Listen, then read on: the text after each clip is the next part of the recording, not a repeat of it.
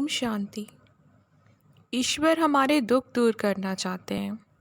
वह हमें सारा ज्ञान भी सिर्फ इसलिए ही प्रदान करते हैं जिससे कि हम उस ज्ञान को अ, अपने जीवन में उतार कर हम अपने सारे दुखों को दूर कर सकें, जिससे हमारे जीवन में केवल शांति और आनंद रहे।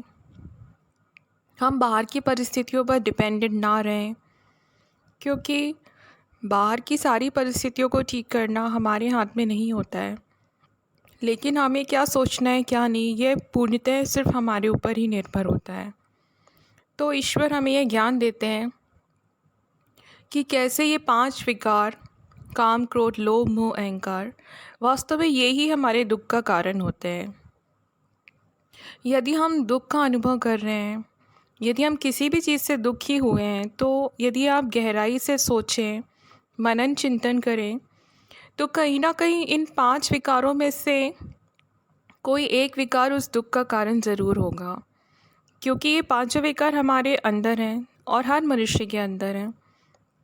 जैसे कि एक छोटा सा उदाहरण मैं देती हूँ। मान लीजिए आपके पास सारी सुख सुविधाएं हैं और आप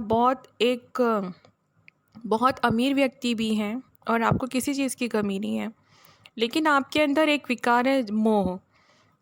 जनरली मोह को तो हम विकार समझते भी नहीं है, लेकिन वास्तव में ये एक अवगुण ही होता है। तो यदि हमारे अंदर मोह है, तो मान लीजिए यदि हमारी कोई संतान है और वह हमारे पास नहीं रहती है, किसी नौकरी की वजह से या किसी अन्य कारण की वजह से वह हमसे दूर कहीं रहती है, तो अब हमारे पास सारी चीज़ें होंगी, सारी सुख सुविधाएं होंगी, सब कुछ होगा, अच्छा स्वास्थ्य भी होगा, लेकिन यदि हमें मोह है तो हम अपनी उस संतान के मोह में तड़पते रहेंगे, यानी कि हम उसे याद करते रहेंगे और हम सुखी नहीं रह पाएंगे। हम हमेशा उसे याद करते रहेंगे और उसके जो विरह की पीड़ा है उसे अनुभव करते रहेंगे। तो कैसे ये मोह हमें दुख दे रहा है। अब ये जो मोह है ये एक विकार है, लेकिन इसका जो अच्छा रूप है कि हम अपने संतान का पूरा ध्यान रखें, हम उसे अच्छा पालन पोषण दें, हम उसकी पूरी सुरक्षा करें, उसे अच्छा मार्गदर्शन दें, लेकिन हम उसे मोह ना रखें। यानी कि हम अपने सारे कर्तव्य करें बहुत अच्छे से। तो जब हमारे पास हमारी संतान है तो हम उसके साथ बहुत अच्छे से रह सकते हैं, और यदि वह हमसे दूर है तो भी हमें फिर दुख का अनुभव नहीं होगा। हम तब भी खुश ही रहेंगे, क्योंकि हमने उससे मोह नहीं रखा कि वह मेरे पास ही रहना चाहिए, मैं उसके बिना रह नहीं सकता। तो यदि हम अपने मन से मोह को सिर्फ हटा दें, लेकिन हम अपने बाकी सारे कर्तव्य निभाते रहें, तो अब वही सिचुएशन है, लेकिन हम दुखी नहीं होंगे। तो ऐसे ही यदि हम दुखी हो रहे हैं तो कहीं ना कहीं इन 5 विकारों में से उसका कोई ना कोई एक कारण होता है। तो यदि हम दुखी हो रहे हैं तो उसके कारण को आप बाहर मत ढूंढिए। यदि हमें सुखी बनना है तो हमें अपने अंदर ही सारी चीज़ें ठीक करनी है। अर्थात यदि हम अपने विकारों को ख़त्म करते जाएंगे तो हम धीरे धीरे सुखी होते जाएंगे। तो हमेशा दूसरों को दोष ना दे करके हमें अपने अंदर ही झांकना चाहिए कि आखिर ये दुख मुझे क्यों अनुभव हो रहा है। जैसे यदि किसी ने हमारी इंसल्ट कर दी या हमें कोई बुरे शब्द कह दिए तो भी हम बहुत दुखी हो जाते हैं और हमें बहुत अपमान महसूस होता है। फिर हम सिर्फ यही सोचते हैं कि वो उस व्यक्ति को बात करने की तमीज़ नहीं है, उसने ऐसे शब्द कहे कैसे। तो वास्तव में इसका कारण भी एक विकार है जो कि अहंकार कहलाता है। वास्तव में ये अहंकार ही है जो हमें इतना दुख देता है। यदि हमारे अंदर अहंकार नहीं होगा तो फिर अब सामने से हमें कोई कितना भी कुछ कहे, लेकिन हमें फिर दुख का अनुभव नहीं होगा, ना ही हम उसे फील करेंगे।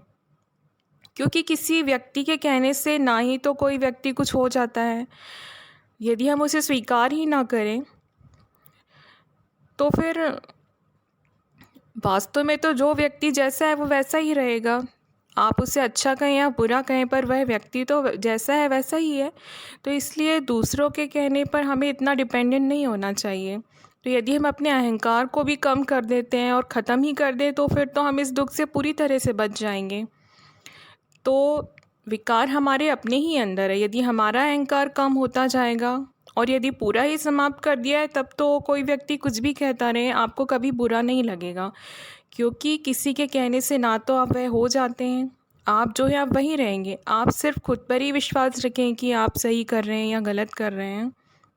तो यदि हम सही कर रहे हैं तो फिर हमें बुरा नहीं लगना चाहिए। तो यदि हमने अहंकार छोड़ दिया है तो हमें बुरा नहीं लगेगा, और हम कैसे इतने दुखों से बच जाएंगे फिर। क्योंकि जिस व्यक्ति में जितना अहंकार होता है और यदि उससे किसी ने कुछ कह दिया तो उससे कितना दुख का अनुभव होता है, और यह दुख कई सालों तक वह झेलता रहता है। शायद पूरी ज़िंदगी भी बीत जाती है और वह उन बातों को भूल नहीं पाते हैं, उस दुख को रोज़ अनुभव करते रहते हैं।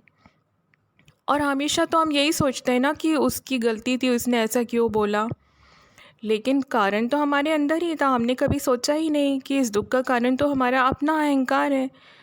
यदि मैंने अपना अहंकार ख़त्म कर दिया तो वो दुख उसी समय ख़त्म हो जाता है और हम उसे तुरंत भूल जाते हैं।